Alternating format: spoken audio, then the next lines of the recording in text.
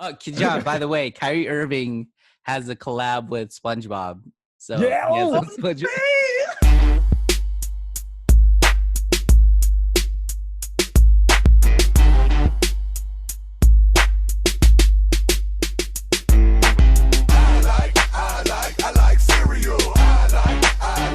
All right, guys, welcome to Have You Seen?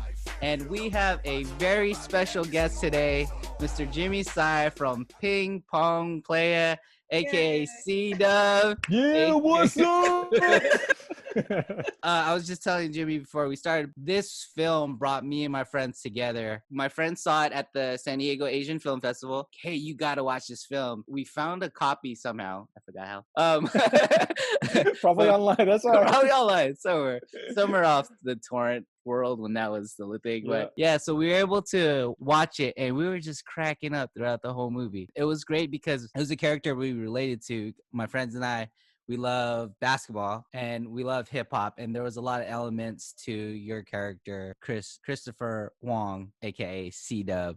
But again, thank you for being here, Jimmy. Thank you very much for having me. It's been a while, so you might need to help jog my memory on a few things. For sure.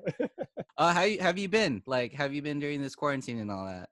Good. Not too bad. I try to keep myself busy. I have kids, and so I spend good deal of time, helping them out with, schoolwork, or not necessarily helping them out, but, making sure they stay on track with, academics and, sports and athletics too. Because I think it's definitely a temptation to kind of just sit around and veg and watch TV. And I've actually been spending a lot of time, or trying to spend some time catching up on movie and TV watching, because with the explosion of like content, especially like in the last like 5 years with streaming and stuff, man, there's just like way too much stuff to watch, and I certainly don't have as much time as I used to be able to catch up any kind of movie watching, TV watching, streaming, all that kind of stuff. What kind of shows are you watching? Oh, well, in the first month or 2 months of the quarantine, I binged a couple of series. Succession, I don't know if you guys watched that on Oh HBO. my gosh, I just started that. Oh man, I had a number of friends who were like, you have to see the show. Yeah. It's really, really good, and it's very addictive. And I'd put it off for maybe at least a few months. And then that was one of the first shows that I started watching when, coronavirus hit. Yeah, I binged through that in probably like less than a week. That show is pretty amazing, and I'm super excited about when, season 3, whenever that happens. Another show that was kind of along the same lines, people saying, oh, you got to see this, was Ozark. Oh, yes. That's like, I gotta watch that. I don't think I've heard anybody say that that's a bad show or an okay show. Everybody's always, it's so good, you gotta watch it. So it's like, that's definitely on my list. Yeah. So that it was on my list for a while too. And there are 3 seasons of that when I caught up, and I guess they're going to shoot a season 4 and 5. Mm-hmm. But, being a huge Breaking Bad fan, everyone was like, oh yeah, like Ozark is kind of Breaking Bad, but with an accountant instead of a teacher. Yeah. Breaking Bad, the shows that I'd seen before that I was like just a huge fan of was like Breaking Bad, Game of Thrones. Those are the shows that I'm just like totally addicted to. And I've read all the Game of Thrones books too. Oh, me too, man. Waiting for that Winds of Winter to come out. Who knows when? Oh man, that's been several years now that we had to wait for that. Oh, I know. But I guess real quick, season 8, thumbs up, thumbs down for Game of Thrones. You can do a middle one if you want to say. I would say thumbs up. I'm still, a huge fan. I think what they did with regard to the TV show was just so amazing. I can see where the criticism comes into play, especially when you compare it to, like, let's say, like the first 5-6 seasons, especially with regards to kind of, I guess, rushing through the timeline, right? Like that was where I think a lot of people took issue, right? They just like seemed to just like really try to crank it out, and so it wasn't that. So let it develop. Yeah. And so with regard to that, I can some basis for criticism, but I was just such a huge fan, I think, of the series as a whole and what they were able to pull off. I think for me, like being a fantasy reader, at a young age, like I went through like all the Lord of the Rings stuff. I don't know if you guys have heard of the Shannara series. The what? The Shannara series. No, what's that?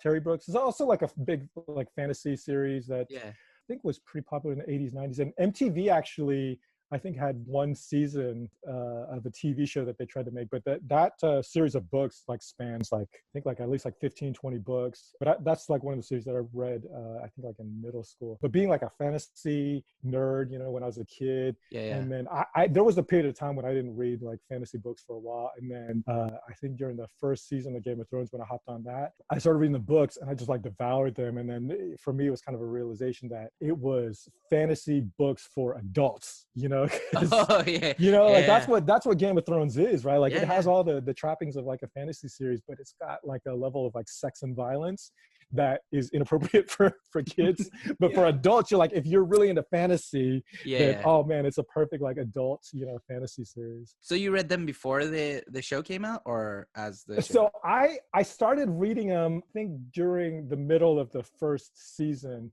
and so I didn't actually finish the first book until season one ended. And what, Kijan, have you seen Game of Thrones? Oh yeah, we Oh, watched okay, I'm not gonna We used to spoil have- the anything. whole thing. She would have friends come over and she'd have like Game of Thrones themed food and drinks all the time. Oh, Oh. yeah, I spend all my, if I'm not like, you know, working on film stuff, I spend all my time cooking. Like I spend most of my time in the kitchen. And so I would make themed drinks and like Wow. for them. And so we'd get together every Sunday and kind of Yeah. watch this together. But Oh, you had like the watch parties? yeah, I loved it. I thought it was such a great show. I think being on, you know, all our friends had like a lot of criticism of it, but I think because I'm a filmmaker and I just appreciate the hard work that went to it, I think I'm kind of biased to say like it was a great show because you know, I'm seeing the work that went into it, and so. My friends who are looking at it as from a story point of view, but I was looking at it from a production, and I'm like, oh, I loved it so much. You know, it was a great show. So yeah, I really enjoyed it. I think it's that, and then plus the fact that because the show in the earlier seasons had such a high bar for itself, anything less, you know, people would like criticize. But I totally agree too. Like from a, you know, production standpoint, I mean, the stuff that pull off, I mean, it's like, you know, excellent feature level stuff, you know, like on a weekly basis. And so yeah, no, I love the show. You mentioned you read the Tolkien books. Did you always ask, have you read the Silmarillion? What's this? The Silmarillion? No, I don't even know what that is. So how they allude to different gods or elves or different creatures in Lord of the Rings throughout the books. This is like the Bible, where how everything began, and they talk about the rings and like how Sauron came to be. It's a really good book. It gives you like this whole like if there was an appendix, a huge thing about how or what all the stories are of the history and lore, this would be it, like the Bible of Lord of the Rings. That I haven't read. Did Tolkien yeah, he wrote actually write that? Or okay. Yeah, he did.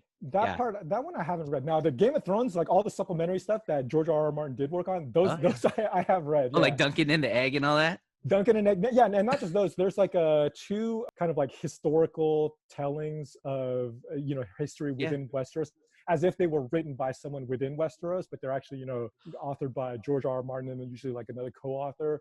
There's like there's two. One is the Fire and Blood, I think, or it's about like the Dances. Oh no, that's the book. It's about like the history of the Targaryen clan and like the infighting between the various factions.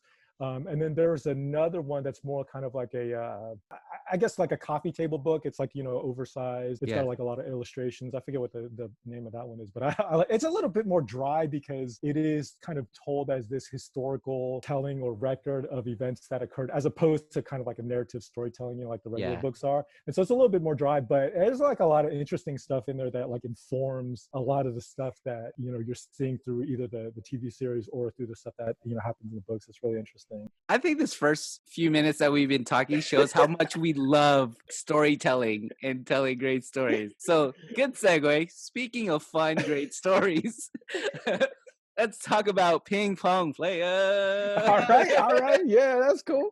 Let's do it. Kijan, want to go ahead and start us off? Yeah, I was just kind of curious because I know that you and Jessica both wrote this story. How did you come up with it, or what was the start of the story? Origin of Ping Pong Play is kind of derived from like three different things. First of which was C-Dub, the character himself. There was a online website slash clothing company that a few of my friends and I started up. It was initially kind of an excuse for me to actually do these series of commercials. And we were originally going to be like, oh, let's just make them fake commercials. We were like, well, why don't we just print up some clothing and then we can like sell them on an online store, just, you know, kind of just for the fun of it. That had started because I remember this was probably back in the early 2000s. I had read a story or saw this like video about this little, I think like 3 or 4 year old kid who would like make all these baskets on like one of those really short, you know, small baskets. And then read this thing about how like Reebok offered him some type of endorsement deal, you know, not like, you know, like millions of dollars, but like maybe like thousands of dollars. Yeah. And I was like, what the hell is this, man? I could take this kid, man. and so that was the original inspiration for these like series of shorts where there was like this, you know, overgrown man child who was like schooling his 10-year-old cousin about like basketball and kind of, you know, telling him how it would be in the real world and that kind of thing. The company was called Venom Sportswear. And actually, if you like, we ended up throwing them up all on YouTube, but there were like a series of commercials that I did for Venom Sportswear. And this was like our own company that featured this guy, C-Dub, right?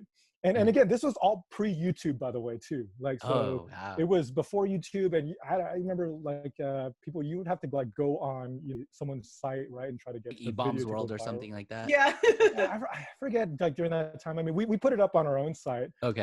But I don't know like how far it traveled above and beyond that, right? Because there was no YouTube. But after, you know, YouTube exploded, then, you know, and Ping Pong Playa came out, like we threw all these ads back up on YouTube. And so like if you go up there, you can search like Venom Sportswear and you'll see all these. And so that's where the character of C-Dub actually originated, right? That was one thing. And then Cherry Sky Films was the production company that produced Ping Pong Playa that I also actually worked for. And, you know, a couple of my really good friends, college friends, Joan and Jeff, were the ones who ran that. We had actually helped Jessica out on one of her documentaries beforehand and kind of got to know her and stuff like that. We were like, she's amazing, not just as a filmmaker, but as a person. We would love to find something else to do with her. The second thing was that Joan, who's the producer, had thought it would be funny to make a movie about ping pong, right? Because up until that point in time, there really wasn't, I don't think like any movie that focused on ping pong. Like, you know, you'd always see maybe like a scene or two there, you know, every once in a while where people play ping pong, but there'd never been a movie centered around ping pong. And so that was the second thing. And then the third thing was we had an event where we, you know, showed like a number of our shorts. And I remember we had shown some of these Venom Sportswear spots. And Jessica happened to be at, you know, one of these screenings. I guess she had always found the character of C-Dub to be really funny. And so the third thing was like just on a separate conversation that Joan and Jessica were having. Jessica was like, wouldn't it be funny if this character C-Dub was the one in this ping pong movie? Just because putting that character into the world of ping pong, you can kind of already start to see the hilarity that would ensue. And so it was kind of those three things that led up to it. And then at that point we were like, why don't we do it? Why don't we try to develop this and then see where it takes us? And then, you know, that's ultimately what led to the movie forming. Just the first scene shows how the character kind of wants to control his life, even though he has kind of like no direction right at that moment. Like the access denied. Like my friends and I, when we would play pickup games or just shoot around, and if we blocked each other, we would say that line over and over again. For me, I can't do that to kids, man. Like little kids, I got to give them hope. I know I'm a short guy, man. I can't block these kids, like, but I just loved how you had the character do that to these kids. On the I mean, I would never do it in real life either. But like, so if you go back and watch like the Venom Sportswear, like the original commercials, it was C-Dub doing that to his like little cousin, right? And trying to teach him these like harsh, like life lessons. It's like that, you know, that part of C-Dub's personality is, you know, it's probably an exaggeration of my own personality, but I would never do it to kids unless it was like in jest. But you can see like every once in a while, right? Like some of these like viral videos. I don't know if you've seen that video that came out a few years ago where there was some coach that was coaching like even younger kids than C-Dub, like 5 or 6 years old, and then like, you know, running out into the middle of the court during a kid's game and just like blocking the hell out of these kids. And it was really sad. It's really mean, right? When you see it in real life. Kijan, so when NBA players have these camps, some NBA players are so competitive they will not give an ounce of hope to these kids. They will deal up. You see, like if you ever watch Rest in Peace Kobe, but whenever a kid challenged Kobe, he would like give him the business. Like he wouldn't play. the funny thing is that C-Dub is like this exaggeration of this personality, but there's so many things that are kind of rooted in, I guess, the Asian American upbringing, right? Like when you talk about like those like catchphrases that he kind of uses at the beginning, where it's like access denied, he says like go play piano, right? This was all stuff that was kind of informed and inspired by, you know, an upbringing as an Asian American, and kind of also in a way kind of a pushback against that. You know, I think the other thing that I thought about a lot, and Jessica, you know, and I talked about a lot during the kind of development of the character, and subsequently to that, was the idea that there was, and remember, this is all pre-Jeremy Lin too, by the way. But one of the things that, you know, we would always talk about was like, there could have been a kid who had the natural talent, right? And let's say like the genetics to really potentially be able to compete for a slot in NBA. But if that kid had always been subjected to do nothing but study for the SATs, play piano, play violin, all those kind of things that I think our parents' generation kind of really put us through, your only accepted career choices are like either be a doctor or be an engineer, be a lawyer, those kind of things, then that kid may have never even gotten a chance to see if he could have competed for the NBA, regardless of where his natural kind of proclivities and abilities were, right? True to form, we see that, like, you know, Jeremy Lin, you know, years after Ping Pong Playa came out, he was able to successfully, you know, and he obviously went through a lot of hardships, right, in order to even just get there. But I think the fact that his parents like nurtured this natural ability, not just that, but his like passion, right? Like it has to be those like two things, right? It has to be you're really good at it, right? But you're also really passionate about it too, right? You can't have only one or the other, right? You could be really passionate about it, but be like 5'2" and be like, you know, right? And not be that good. And then you would really not have a realistic chance. Or on the other hand, it's like, well, you could also be like 7 feet too, but if you don't have that kind of passion, you'll never really fulfill that potential, right? And so it's true enough, Jeremy had, I think, both of those, and then also had on top of that, like parents who were willing to encourage and kind of nurture that. And lo and behold, you see, like he was able to make it to the NBA. But like how many of, you know, those Asian Americans who may have had those two things kind of fell through the cracks because they didn't necessarily have the support because of a kind of, you know, forced cultural way of looking at things, that only like certain roads that you can take. And I mean, you could apply this to, I think, entertainment as well, especially when it comes to like Asian Americans and Asian American upbringings. Kajan, you can relate to, like, well, maybe your parents are supportive. Just having parents who are, hey, this is what I'm passionate about. Oh, but they don't understand that you're willing to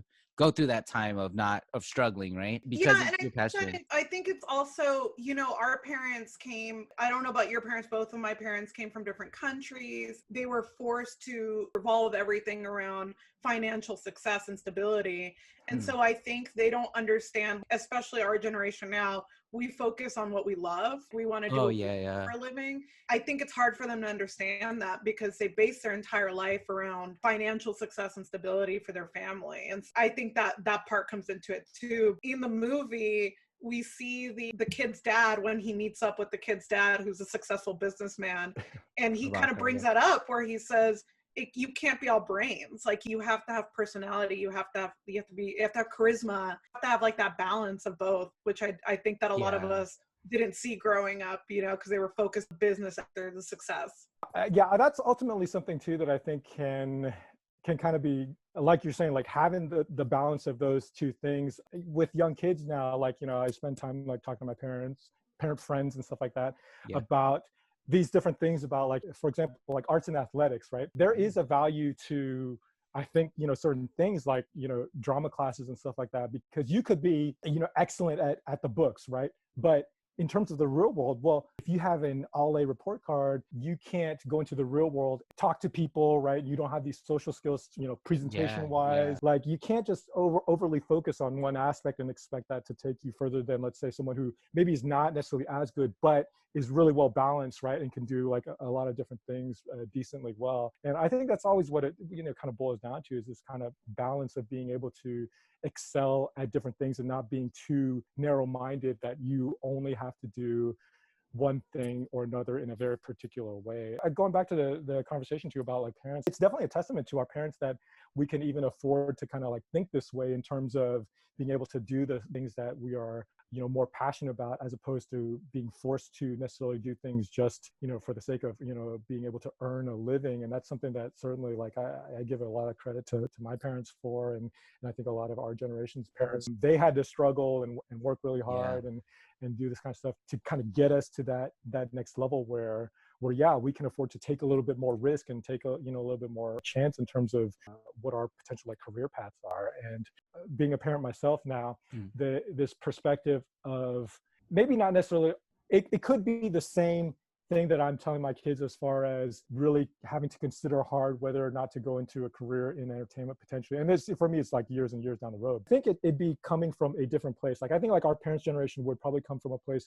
more of a lack of knowledge in terms of what a path or a career in entertainment could potentially look like. There really is no like ladder, right? In entertainment, man, it's everyone's got their stories about how they quote unquote like made it, right? Or got to a career. And you could do it there's like a million ways that you could achieve the kind of same goal. But if you're talking about like a career as a doctor, a lawyer, an engineer, right? There are very kind of distinct rungs on the ladder, right? You got to go to college 4 years, then, potentially get a master's or a PhD, or go to, medical school, and then go to residency, right? It's a very kind of a distinct ladder. And so I think a lot of our parents would look at it from a perspective of, they wouldn't know like how someone achieves what their goals are in entertainment versus, being a doctor, right? Whereas like, I think these days I would come from the perspective of, man, it's like so difficult. You could get a lot of places in the entertainment world, or you don't necessarily get to where you want to go based off of merit, right? So you could work as hard as you can possibly work, right? I agree with that. Compared to someone who just happens to get lucky, right time, right place, completely different outcomes. Yeah. And so there's so much like, luck and timing and stuff like that involved that you would want to make sure that, yes, they are truly passionate about it before they want to try to pursue, a career or even think about exploring a career in that area. Definitely love these things that we're talking about. Two things. One, Kajan, I'll send you a video of Linsanity so you know what that's about. And Jimmy, have you ever reached out to Jeremy Lin or to try to do something with him? I haven't, but I have a lot of mutual friends. I actually know the guys who did Linsanity. Actually, they're a number of them are good friends of mine. And it was funny. Like there's a little bit of history that I'll share a little bit with you guys. Some people know about this. A number of the guys who made Linsanity, we had actually been talking years and years before Linsanity about trying to follow Jeremy through college, actually, because we were paying attention to what he was doing. He was at Harvard. For one reason or another, that unfortunately didn't happen. There was as interesting of a kind of a prequel movie to Linsanity that actually happened when he was in college and then going through the draft and not being drafted. There was a whole because so I've also had a hand in like a handful of documentaries too. Like when you're making a documentary, right? Like sometimes you never know what you're gonna get, right? And it's like you just have to shoot it and then see what happens. But you try to end up piecing it together to form an act 1, act 2, and act 3, just like you would a narrative movie, right? Jeremy like went through like an act 1, act 2, and act 3 before Linsanity, in the sense that achieved all these amazing things in college that you wouldn't have expected to, being at Harvard, right? And like throwing like, all these teams that no one, gave him a chance in hell to be able to either compete against or even let alone beat, right? Now, act 1 would have been, he was like one of these like really like a top player in the entire state of California, right? In high school. And for him not to even really get a sniff at a scholarship at a major program, it was just like crazy, right? Because clearly that's a racial issue, right? Because if you would imagine any like non-Asian player be like one of the top players in the entire state of California, that's like essentially a shoe-in, right? To be able to get some type of scholarship at a top program. And he didn't even get a sniff. Man. He wanted to, I think he wanted to go to like a school in California. Then act 2 would have been, his whole college thing. Act 3 would have been that he was legitimately on a lot of NBA teams' radar as far as thinking about, potentially drafting him, but ultimately not being drafted a year in. That's obviously this like low point right between act 2 and act 3. And then during that summer, right, like what happens, like Jeremy gets like invited to one of the camps. I can't remember which one. Warriors, I think. Yeah, he was, but the camp itself, I forget where it took place, but he ended up going head to head against the number 1 pick in the draft that year, who was John Wall. And here he was.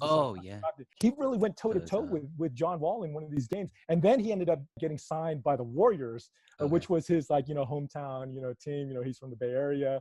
And then you have this, amazing ending, right? Where he gets signed by the Golden State Warriors. So that was a documentary that unfortunately never happened because we weren't there to capture. Back to the original thing. Then, my friends who ended up doing Linsanity, they continued to just follow through with Jeremy and, shot all this footage after he had been signed by the Warriors and stuff like that. Yeah.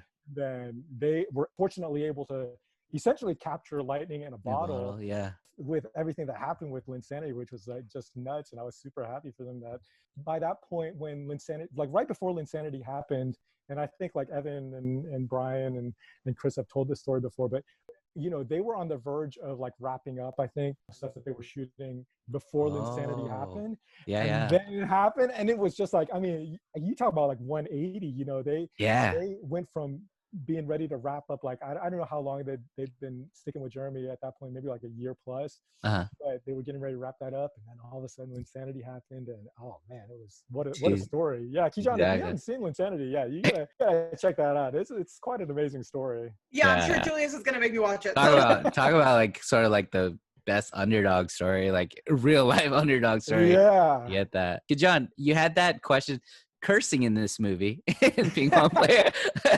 John had a really interesting question about. Yeah, I was wondering if it was done purposely written in the script, or if it was an adjustment for ratings. Like something else done after. That was actually written in the script, and in the script we wrote it in as, just because you win one stupid game that you're like my master and commander or something? No, that's you think not that just because I'm Chinese that I'm gonna be a passive, non-aggressive mother? Hey, hold me back, man. Hold me back, man. Pound sign, dollar sign. Oh.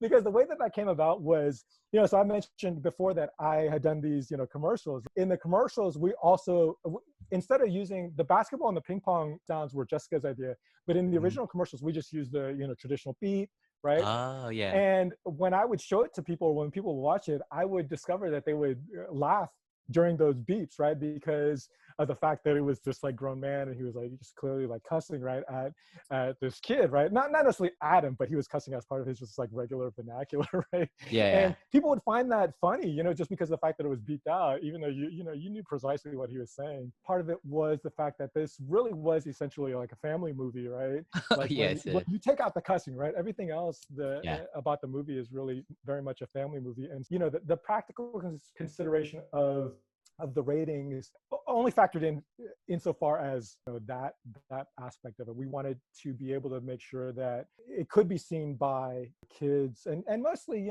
this isn't for super young kids, obviously. Kids, starting to enter their teenage years or around that age, for them to be able to watch it without it being necessarily rated R. Because clearly, if we had left those in, we probably would have got that R rating. But yeah, people are amused by that. I think also, these movies are funnier because I think it's almost like an easy out to go dirty as an adult, right? Yeah. Like you have dirty movies, comedy when it involves cursing or sex. It's funny to us. I think it's kind of like an easy way to get a laugh. I almost appreciate these movies more when they're clean. That must be really difficult to do. Like Napoleon Dynamite, to me, that's what was so funny about it, is that it's just like, it's such an innocent, funny family type movie. So I think it's really hard to do. But like you said, it's even better because this could be just a family movie and everybody can watch it as opposed to just adults. In a way, we kind of cheated by, bleeping them out. But I think that to us too was like a little bit more realistic too, right? Like in the sense of this particular character, right? I'm probably on the other side of things now as a parent, where I wouldn't say I cuss like a sailor, but I did grow a little bit more conscientious of it when I had kids and then was around kids a little bit more. And I certainly have plenty of parent friends who don't really care as much and relatively freely even around their own kids. But it's funny, like being out in public sometimes, and you can kind of tell when there are, let's say, like, young adults, for example, or college kids or high school kids who kind of just cuss relatively freely, regardless of who is around them. I don't want to be kind of like the a-hole parent who's doing that to other people's kids. But I mean, I don't really judge. I mean, I don't mind people doing it, but it is one of these things that you don't think about as much until you become a parent. But yeah, that's why, like, I think like someone like C-Dub, as a character, is like probably like in his early mid-20s. He wouldn't necessarily give a second thought to cussing, around kids. And so us, it was always a little bit more realistic. Yeah. I think you're right. It's like truer to that character. Because if he didn't, then you'd be like, that's kind of weird. Like, he doesn't seem like that kind of person. Right, exactly. I think for those of us who have friends like C-Dub, and that was, by the way, was always one of the highest compliments that I would take from people, at like these festivals or places where I would meet people. They were like, "Oh man, I have this friend who is exactly like C-Dub." And I mean, that was, to me, is always the highest compliment or one of the highest compliments, because of the fact that, that feels real to people. That means I think we did a good job. It definitely feels true to the character for sure. Okay, so you were able to use like the A word in the movie, like that slid. I know there weren't any bounces on that one. Right. Like I think I did catch one S word. It was the time where you and JP Money, I was like money, money, money. Where eating the Cinnabons. Yeah, I think there was a slip. I don't know if it was just something I heard. But Kijan was saying one of her favorite SpongeBob's episodes is where it's called the Sailor's Mouth. And they like it's called Sailor Mouth, and they curse throughout the whole episode, like all the characters curse, but you hear sounds to cover it up. So it reminded me of that. So like you hear like a boat horn, or you hear like a dolphin laugh, like a little dolphin sound. Yeah, but you know what he's saying, right? You know exactly what he's saying. Now, other running gags or it's not really a gag, but how many NBA jerseys did you go through in the film? Oh yeah, quite a bit. And now were they yours, or you guys? No, those were actually sent by the NBA. Whoa! Yeah. So explain, please. yeah. So we had our production coordinator who, was in charge of like having to clear things. Once you get into the nuts and bolts of filmmaking, especially for like features, if you expect it to go out in at least a semi-wide or wide release, regardless of theatrical or home video, whatever, you have to go through like clearances and stuff like that, right? And make sure that, and part of that is legality, and part of it has to do more with like studios and kind of whether or not they have deals with certain companies and stuff like that. But we went through the whole clearance process ahead of time. So our production coordinator had emailed in the NBA. A lot of these big corporations will also have like clearance departments anyways, and so they're kind of used to that. Went through that process. They approved of the script and said, okay, well, what jerseys would this character wear? And so I got that question from my production coordinator, and I was like, oh wait,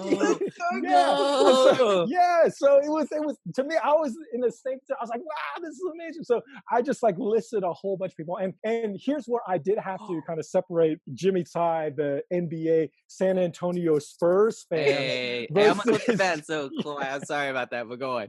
Yeah, okay.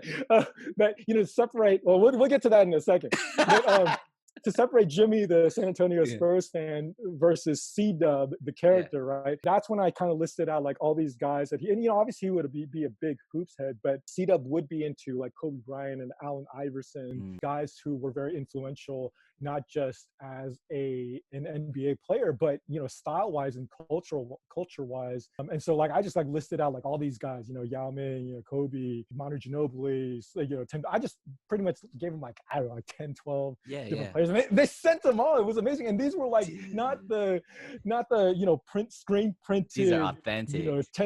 These were like the stitch. I was, when we got that package, oh man, I was like in heaven. It was amazing. Oh my God. But now I will say this, like I did put on my acting hat when I had to force myself to wear, that Kobe Bryant jersey.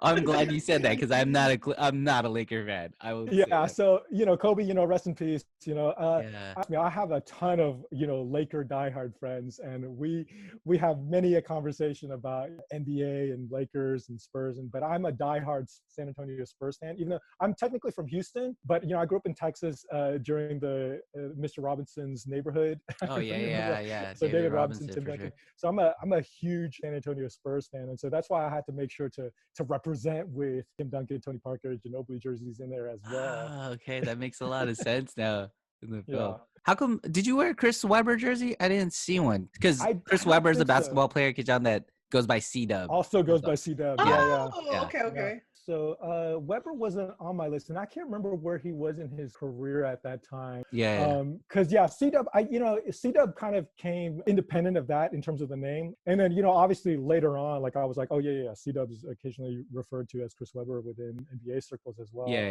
But I think at that point in time that was kind of, if I remember correctly, we were in the kind of Kobe Bryant, Tim Duncan at the height of their powers, like around that time, because that would have been around the time when Spurs were winning a number of titles. It was, I think, a little bit before the Lakers three-peat, if I'm not mistaken. But definitely before Kobe this. Bryant. Hey, I was curious, like that tattoo that you had in the film, that looks so fresh. Is that a fresh tattoo or is that like No, that was just make. That was our makeup department. I knew it. Yeah, no, I don't actually have any tats. Oh, okay. Yeah, but I that was was kind super of curious. the kind of like that weird like barbed wire kind of. I don't even know where that It's like a started. That type of, tribals. yeah, tribal, yeah, like tribal, that kind of thing. I just thought it looked cool, so I was like, it's like something that C-Dub I think would get. Yeah, I think it fits him very well. Yeah. I feel like if you listen to a lot of Papa Roach, you have one of those tattoos somewhere on your butt. Me and Kijan were talking about like the stereotypes that you addressed in the film. And I think you guys did a great job of addressing them, yet also fighting back on them.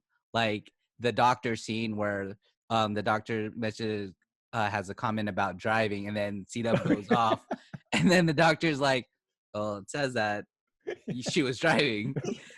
That was definitely something that we definitely wanted to comment on, like when Jessica and I were writing the script. And obviously, you know, a lot of that is steeped in our own experiences growing up as Asian Americans, and kind of, you know, recognizing all that stuff. And I think at the same time, it's kind of being able to poke fun at yourself too, to a certain degree. That was always something that, yeah, was we were pretty conscientious of when we were like developing the script and working on. And I mean, you know, I think part of a good comedy is kind of being able to come from a knowledgeable point of view, but not also being afraid of, you know, poking fun at yourself every once in a while. I think in that same scene too, with the doc, there's the whole Wang, Wong, Yeah. you know, thing. And that's also, you know, something that, you know, kind of grew from like my own experiences too. Like, you know, my last name is Tsai, right? And it's one of those things that growing up, I remember like my dad would always, he'd have to like over enunciate just for people to even get close to how you would pronounce the,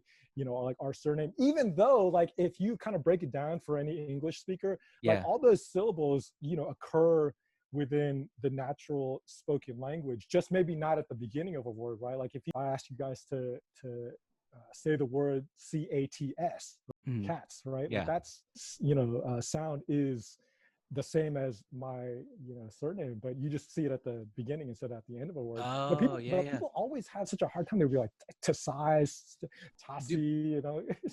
I thought the T was silent at first, but it's technically that sound in pizza, right? Pizza, right? Yeah. Cats, right? So it's not exactly silent, but it's, you know, like I said, most people are used to pronouncing it in the middle or the end of a word, right? Now realizing that it's the same exact thing, right? With regard to like C-Dub, right? Like with his surname, is most people would pronounce it Wang, right? Mr. Wang? It's Wong, dog. I'm sorry, Wong. Wong, not Wong. Wong. Wong. Wong. Wong. Wong. Wong. Is she all right? The way that it's pronounced in Mandarin is Wong, right?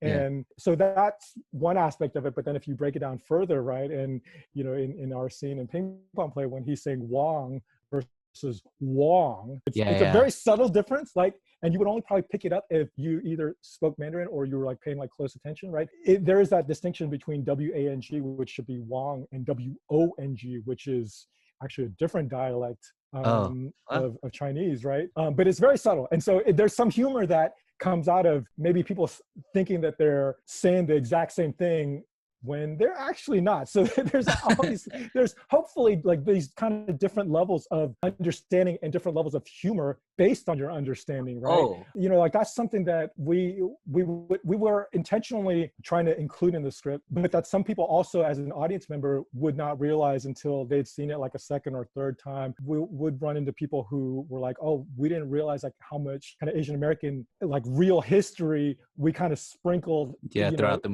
movie. Hopefully because you're having such a good time watching, you know, and laughing at it, that you didn't realize until you watched the second or third time. You'd be like, oh, hey, they're actually sprinkling in all these things that actually have to do with, you know, like Asian American history. Yeah, I was just telling Kijan when I rewatched it, the flags in the final scene, how they were like the white people were holding British flags. Waving flags of your country of origin, right? I thought right. And like if you knew, like you said, there's levels to this, right? Right.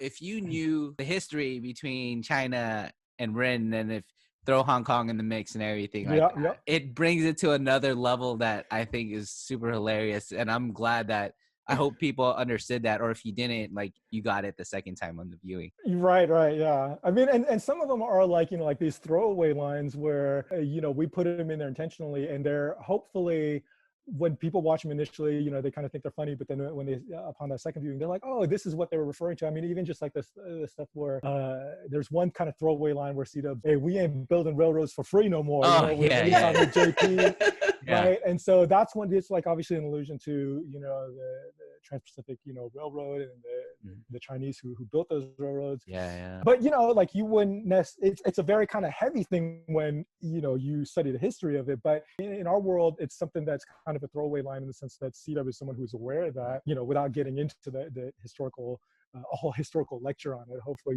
people will go back and be like, oh, that's what they were talking about. Stephanie Weir's character, and I love her, Matthew. Cheryl Davis, the way she stereotypes the Asian community, I think the way you guys wrote it is super funny because it addresses the fact that some people are just ignorant to what they're doing. Like the "me love you long time," that's a reference to. Just say to them, "Me love a ping pong long time."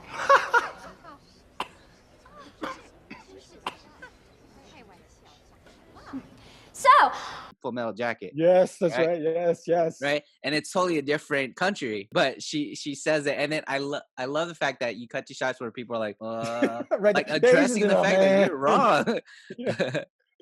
Yeah, that's another one of those things where hopefully they're like different levels of humor and understanding based off of any person's or any individual's understanding of both, like, well, movie history, right? Yeah. And then also like race relations and stuff like. Hopefully, you watch that, you can be like, funny, haha, and there's no problem with that, right? But then for anyone who knows that extra level of reference, right, in terms of Full Metal Jacket, they'll be like, oh yeah, right, like that's a whole nother level of understanding. Yeah, this film is peppered with a lot of these references certain segments of the audience will get, and that goes from cinephiles to wrestling fans like that. And there's like you did the second. Yeah, so and so that's something that only certain small segments of the population will pick up on.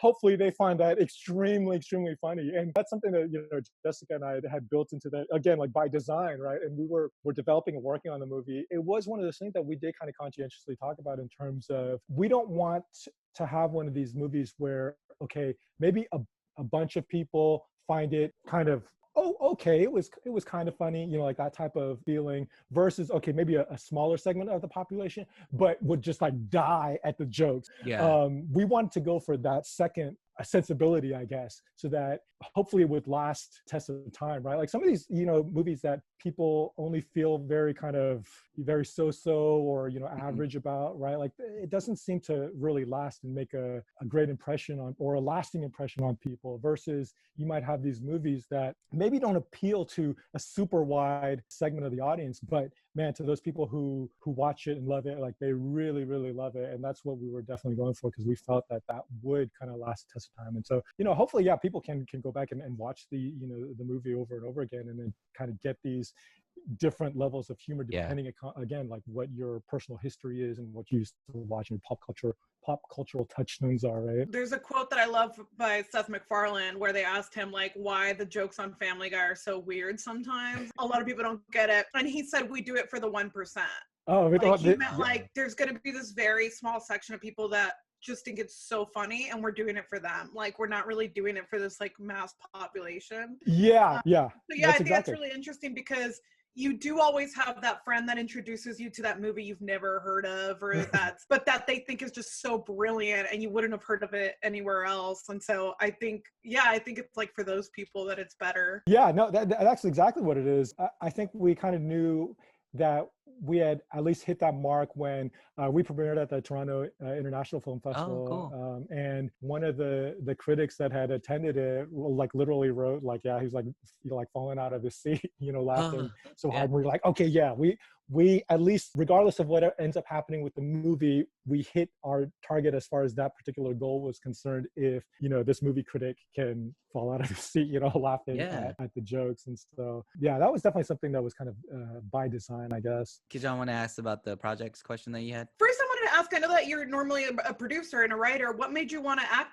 in this movie, or was it just that you felt closer to this character? Oh, well, so there's a funny backstory to that too, actually. So as I was mentioning earlier, right, like there were these like series of commercials that we had did first where I actually played, C-Dub before, and we started developing it and working on it with Jessica without having necessarily any discussion about casting and things like that. I had always kind of assumed that when it came time to actually shoot the movie that we'd cast like a real actor, like someone, someone who we'd seen before and someone who, people might recognize or know. Unbeknownst to me, Jessica had always assumed that I would just play the role because I had played him before. And so it was funny, like I remember like it was probably like a few weeks before we started going into prep on it. At one point, like she and I just had a conversation about casting, and this came out. It's like, I'm perfectly happy to go either way. If you guys want to cast someone, do not worry about offending me. I'd always assumed that we were going to do that anyways. But if you really want me to do it, I'd be more than happy to reprise the character. And I just told Jessica, hey, you should probably have a conversation with Joan, our main producer, and whatever you guys come up with, I will be in it with you 110%. Jessica and Joan obviously had that conversation, and Jessica being an Academy Award-winning director, I was like, I'm more than happy to do whatever she wanted. That's what she wanted, and that's how I ended up in the movie. Yeah, I'm glad you did, awesome. because it's obviously you worked on this character originally, so I think it would be different. She probably already saw that character in you and was like, no, there's no point. Right. We might as well do this. That was probably part of it, or a big part of it was the fact that she already like knew exactly who it was, because C-Dub had been portrayed already before a series of like internet commercials. So there was no need to necessarily like deviate from that. Because you guys shot those commercials like in a driveway. Yeah, it was just on a cul-de-sac in our neighborhood.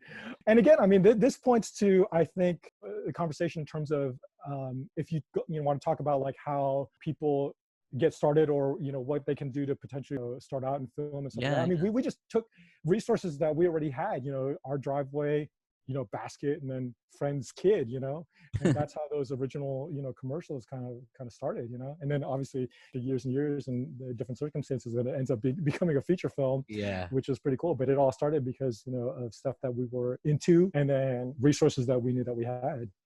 We're always told that, like, make your own stuff. That's the only way you're going to do it. And, earlier you mentioned that when it comes to becoming like a lawyer or a doctor, there is a very structured way to get that title. Whereas with us, there isn't. We don't have to go to film school to create films. Right. We kind of have to like do our own thing. But a lot of people don't realize that. They think like, I'm not qualified to make a film, or I'm not qualified to be an actor. And so that's what we're always told is like, make your own stuff, just do your own stuff, do your own thing. Yeah. And the thing that I would add to that is, like I said, get out there and do your own stuff, make your movies, especially now because, technology is so widely available. I mean, we could do stuff literally on our iPhones.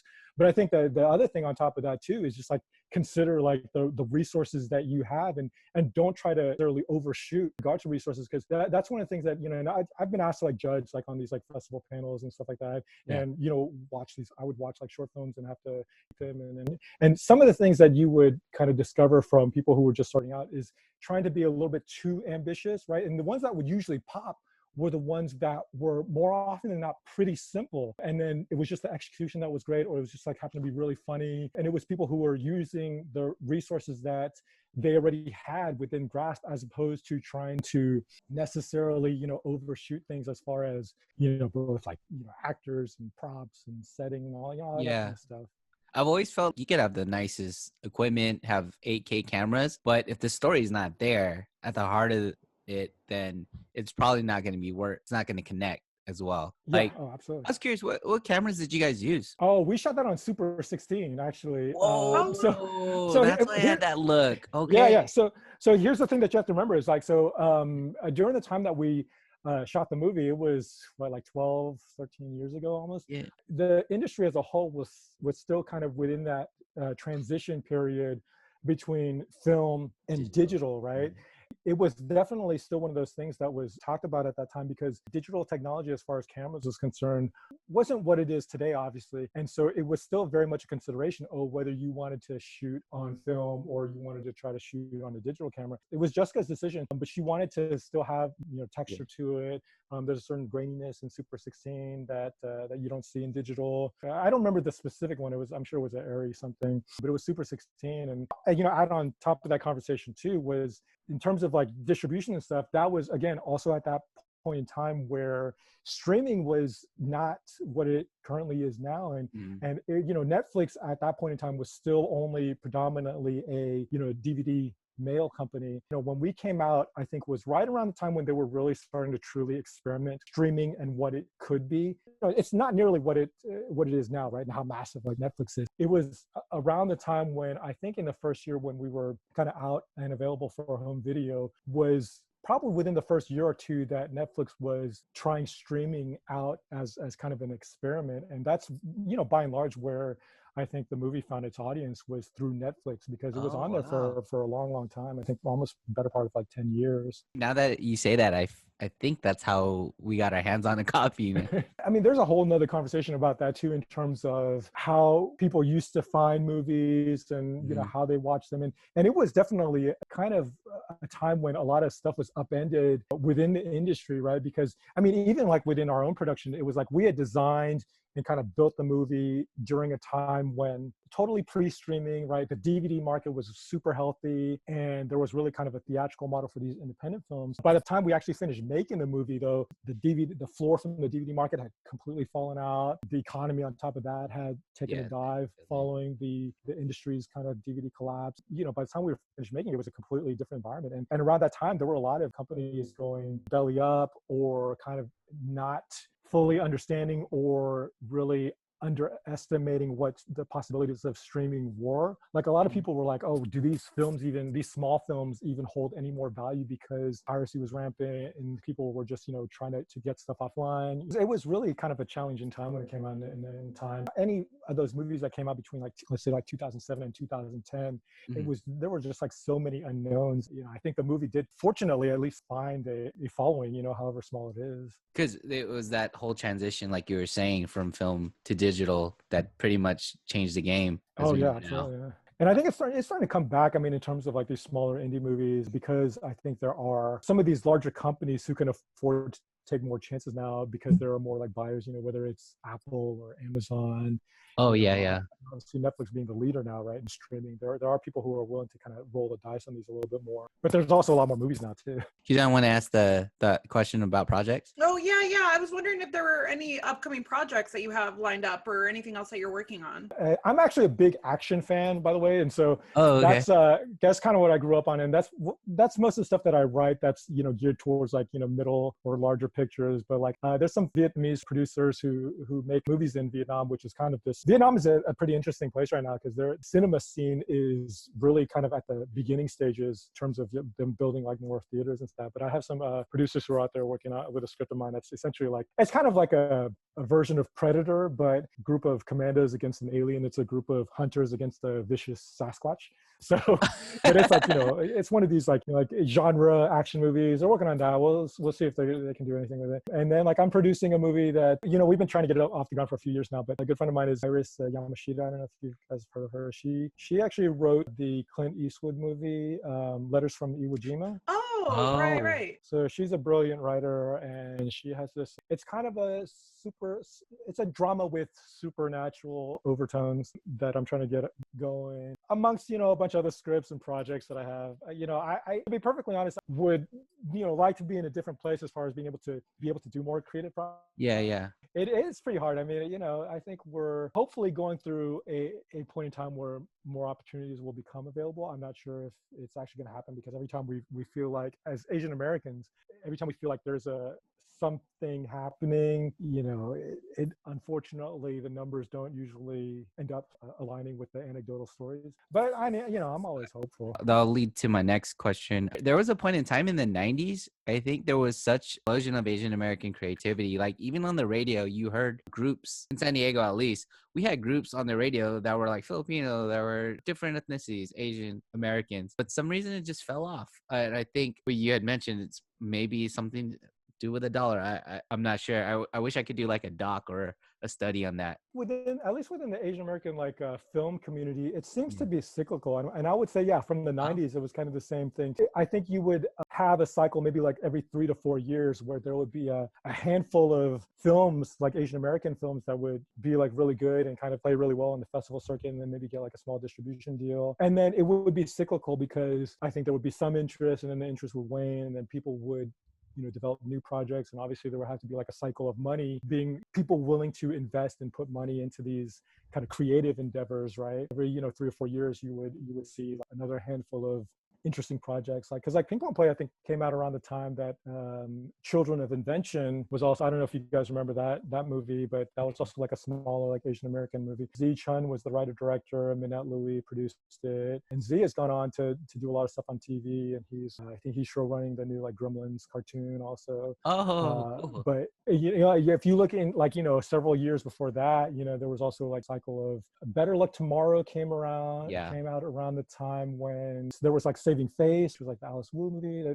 But it was like every like 3 or 4 years there would be like the kind of mark that was made for Asian cinema. But I don't know. It's hard to say what's going on. We'll have to see if it stands the test of time with regard to Asian American like creators and talent. I guess knowing what you know now, what would be like the most honest, brutal advice that you can give someone like Asian Americans who are trying to be filmmakers? Ooh, I mean, I think we talked about it a little bit earlier. I mean, I think it's going out and making stuff, making content. And I think one of the biggest mantras that I've always gone by, this idea that a friend of mine told me like this over a decade ago, he was like, one of the best things you can do is manage expectations. That's when I'm like wearing my producer hat, right? Like manage the expectations of everyone who's involved with the film. A filmmaker's standpoint too, it's something that's very important to hear too, right? Because I think for a lot of people who are cracking in the industry or there still is this like ongoing misnomer or misconception about breaking in, right? Or getting a call, that kind of thing, where people think that, if you make something, someone will find it and then you're off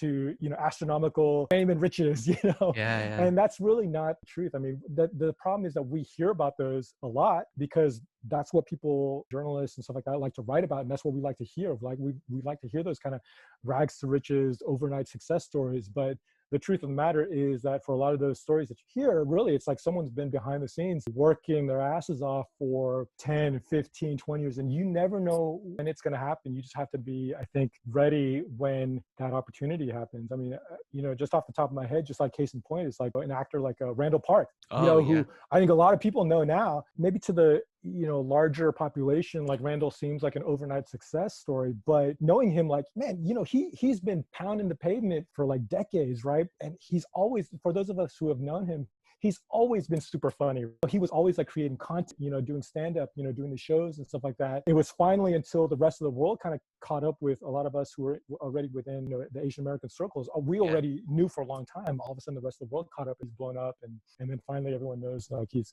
more or less like hopefully a household these days. It is a process, and it can become self-defeating if you expect too much too soon. And I mean, look, I'm in that boat too. Though I have big dreams and stuff like that, but you always have to kind of check yourself every once in a while. I find those stories strangely comforting when I hear about actors who couldn't get a job. Like one example is David Harbour, who plays the cop in Stranger Things. Sure, yeah. He said that right before he got cast for Stranger Things, he had gone back to acting school and he didn't have a job for like years. I find those strangely comforting because it makes me feel better in those times when I can't get a job, and it's just like, but this is just the way it is. Like, this is the industry that we chose.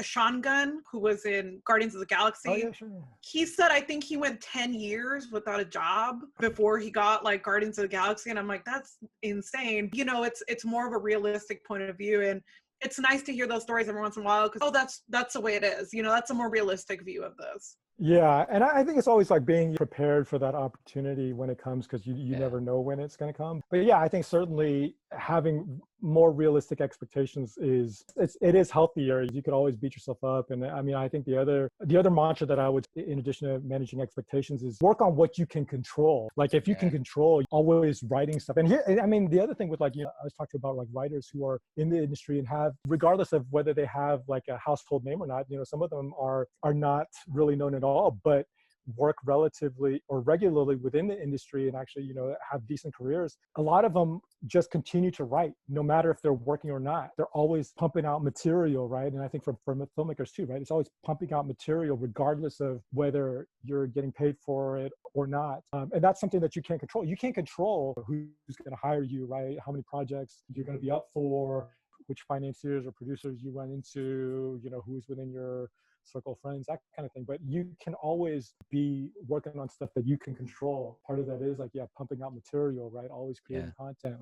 I think what you guys are mentioning, like, I wish people like us, like creatives, can work and then get the amount of money that they want, that they feel like is reasonable, what they need, what their needs are. What's great about what you guys are saying is you can create something like Ping Pong Playa and have this effect on people to want to be creative, to see that, hey, we can also make a film, or we have a story to tell as well. Just being able to connect with someone who watched something that you created and see how it affected them in a positive way. During this time, what's going on, we need movies like these. Whatever's going on right now. So this is such a feel-good movie that we can watch it 13 years later or something like that, and just enjoy it and brings people together. Yeah, like I said from the get-go, that's why I'm always honored and humbled to, be able to like have these types of conversations. Just because it is like, I know how difficult it is movie made, let alone seen, over the course of like this like last decade, when by no stretch like any kind of household name or anything even approaching that. Well, like I would say it happens regularly enough where, I'll be out and about, and whether it's a random stranger who has to take a picture or whatever, I'm always happy to do that. Or sometimes it's the funniest stories have been when I have friends who maybe aren't necessarily aware of Ping Pong Playa or what I do. They have friends in some type of social setting. It could be like a kid's birthday party or something like that. They have friends who were like, "Hey, you're friends with that guy? Do you know who he is?" And then they have no idea, and they were like, "Oh, what?" Those are some of the funniest scenarios that happen with some amount of regularity that are always, again, I'm very like honored and humbled when that happens. Well, I do want to end on a basketball question. I'm sorry, Kajan. Let's do it. Here we go. Let's do it. All right. So 2007 is when Ping Pong Playa was released. Was it, you guys made it like 2006? Is that correct? We made it in 2007, and I think it released in 2008. Your Mount Rushmore of NBA players in 2007. Around 2007. Okay. All right. Let me first say that again, I'm a San Antonio Spurs diehards. I could be a little skewed in my Mount Rushmore around the time. So off the bat though, I'm gonna have to give you Tim Duncan, right? Yep. And I'll qualify my answers too, by the way. And I'm gonna have to go Manu Ginobili too. Okay. Because I think that Ginobili, if you had put him on a sorry team and he was high usage player instead of a team player, he could have accomplished, all the individual accolades that so many other players I think accomplished because of the fact that they basically hogged the ball so much, right? But the fact is that he was a team player, right? And so I think he sacrificed a lot of his own, maybe, individual potential accolades in order to accomplish the greatest team success, right? And that's evidenced by their multiple championships during that point in time. And, he is also one of only two players to win an Olympic gold, win the EuroLeague championship, and also win the NBA championship. Is Nowitzki the other one? No, Nowitzki wouldn't have one. Who's the other one? Bill Bradley, right? Oh, okay. I didn't know that. Go ahead. Sorry. So that's why I would put TD and then Ginobili. And then I think around that time, I would also have to put Yao Ming. Yes. Because again, it also has to do with impact on the game, right? Not just from the domestic standpoint, but from the international standpoint. And then for the fourth one, I know this is I'm going to get a lot of my friends who are yelling at me at this, but I'm going to have to go Shaquille O'Neal. Instead of Kobe Bryant. But again, let me qualify this, right? For the Laker fans of that time, it's either, you're in the Shaq camp or the Kobe camp. I would actually put myself in the Shaq camp because he always had a lot of fun. playing basketball. And I love that about his personality. And I think it always also goes to show that even though, he's a professional, he still had a lot of fun with it and never took it so seriously to the point where he didn't have great perspective on life as a whole. I agree. I really love that about him. I'll always respect, Kobe for his work ethic and what he was able to accomplish, but I don't think it has to be that way. And so that's why I think when you compare, Kobe and Shaq, Spurs versus Lakers, I will always fall into that Spurs camp that says you can achieve those highest of goals without throwing other people under the bus. And that's the criticism that I've and I think like Kobe even acknowledged this himself after he retired, right? Like after he had after he was able to look at it with hindsight, like he I think ultimately realized, man, if I had just been a little more forgiving, a little bit more supportive as a teammate, as opposed to trying to, rip everyone's throat out if they didn't do exactly what I would be willing to do, that he could have probably succeeded even more, right? Like he and Shaq probably could have won like 6 titles in a row. And so for me, also again, being like coaching, kids basketball too, like that's the thing that I try to impart more, that it is ultimately like a team game. Try to lift people up instead of putting them down, and that's the kind of the philosophy that I go by. Yeah. Well, like long answer, sorry. No, you're good. Like Ginobili, he revolutionized, he brought the Euro step to the game. Oh yeah, no, I mean, I think his contributions, I think, go, and maybe people, follow it more on an international level, kind of recognize his contributions more necessarily than people who are NBA only fans. Yeah. I feel like he sacrificed so much, and I challenge anyone who would dare to say that he wasn't just as competitive as Kobe Bryant was. Like I think he was just as competitive, but again, like he did it in a different manner, right? Like his style of how he did it, not only with regard to what happens on the court, but also interactions with teammates, coaching staff, people within the organization, I think fundamentally different. For me, like that's why I will always favor that more than the kind of cutthroat, I'm going to throw everyone under the bus if they can't help me get to where I want to go. Yeah. So that's, again, just difference of philosophy. They were both ultimately able to succeed and win the championships, but it's just difference of style, I guess, and philosophy. Kijan, I'll send you a video. If you want to see beautiful basketball, how basketball should be played, the Spurs play beautiful basketball. Really? Especially the 2014 championship, baby. Oh, a beautiful game. They were like, we want Miami. We want Miami. They just dominated. Jimmy, thank you so much, man. I really appreciate you taking the time with us and just talking about the insights and learning more about everything Ping Pong Playa. Yeah, please go watch it. If you guys, to our viewers, if you haven't seen it, it's great. It's like a great movie to watch now. It's a feel-good movie. It's funny. Awesome. I really appreciate you guys having me. Thanks so much. Okay. Talk to you later. Bye. I like cereal. I like cereal. I like cereal. Don't put the box away, I'm about to have you some more. Hey, yo, sitting at the table throwing fits at my mother. Want my own box, I don't want to split with my brother. The one thing I hated to admit.